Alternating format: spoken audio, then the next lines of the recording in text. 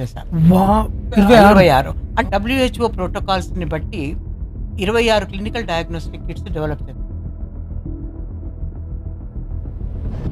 Scientist G professor Usha Sharma గారు 20 years IRIలో ఎమరిటస్ scientist గాను, తర్వాత ఆనరరీ సైంటిస్ట్ గాను అనేక ప్రాజెక్ట్స్ నాకు దొరకటం వల్ల ఆల్మోస్ట్ 50 ఏళ్ల వరకు I have completed for that one. Too much aged scientist and then professors వాళ్ళందరూ వచ్చి మీ దగ్గర ఆశీర్వాదం తీసుకోవడం, మీకు మొక్కడం చూశాను.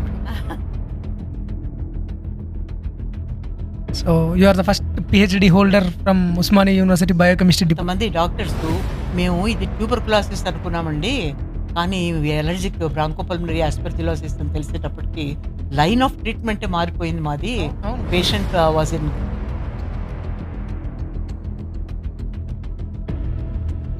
Inter connection between the subjects అనేది ల్యాక్ అయిపోయింది. ఇంటర్ కనెక్షన్ ఎప్పుడైతే ఉంటుందో, ఇప్పుడు అమెరికా లాంటి కంట్రీస్లలో ఎందుకు అన్ని నోబెల్ ప్రైజులు వస్తున్నాయనంటే the only reason is interdisciplinary course. Very beautiful collaborations multidisciplinary interdisciplinary సైంటిస్ట్ల మధ్య ఉంటుంది.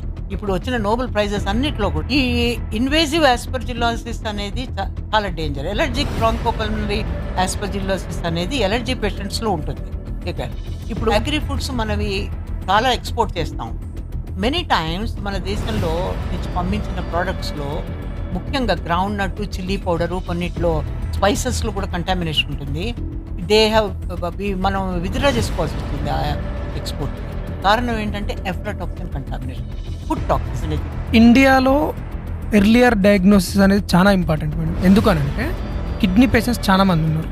ఎర్లీ డయాగ్నోసిస్ లేక క్రియాటినిన్ లెవెల్స్ ఎలివేట్ అవుతున్నాయని తెలియక చాలా మంది కిడ్నీలు కంప్లీట్గా ఫెయిల్ అయిన తర్వాత వాళ్ళకి తెలుస్తుంది.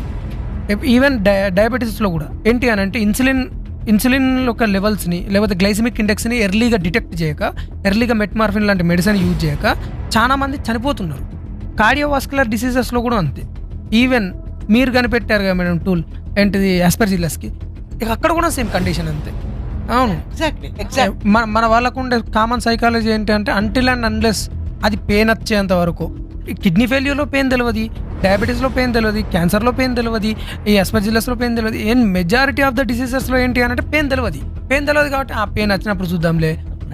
జెనెటిక్ డిసీజెస్, ఎన్ని జెనెటిక్ డిసీజెస్ టుడే ముందరే స్క్రీన్ చేసుకోవచ్చు, ట్రీట్మెంట్ చేయొచ్చు. You can do stem cell transplantations. ఇవన్నీ ఎక్కడున్నాయి, లేవు.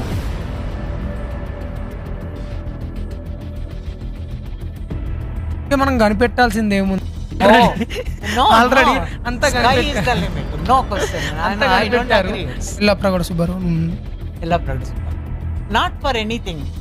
ఆంధ్రుడని కాదు, కాకినాడని కాదు, ఎక్కడని కాదు, ఒక మనిషిగా ట్రూ సైంటిస్ట్గా అన్ని ప్రోడక్ట్స్ చేసి ఆయన్ని ఉపయోగాలు పడుతూ మనం ఆయన ఎలా చేశాడని తెలుసుకోకపోవడం అనేది not correct. It is a great inspiration and he gives the true meaning of it to science.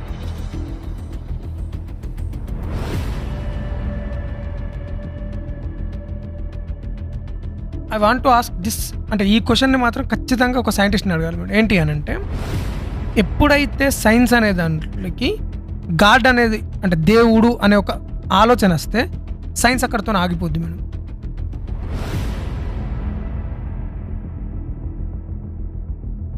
Consciousness అంటే ఏంటి madam? It is simple. Ramana Maharshi గారి పేరు చెప్పావు కాబట్టి ఆయన చెప్పినట్టుగానే చెప్తారు. నువ్వు పడుకున్నప్పుడు, నిద్రపోయినప్పుడు ఏంటి, నువ్వు ఉన్నావా లేదా, అదే that is conscious. That is ultimate answer.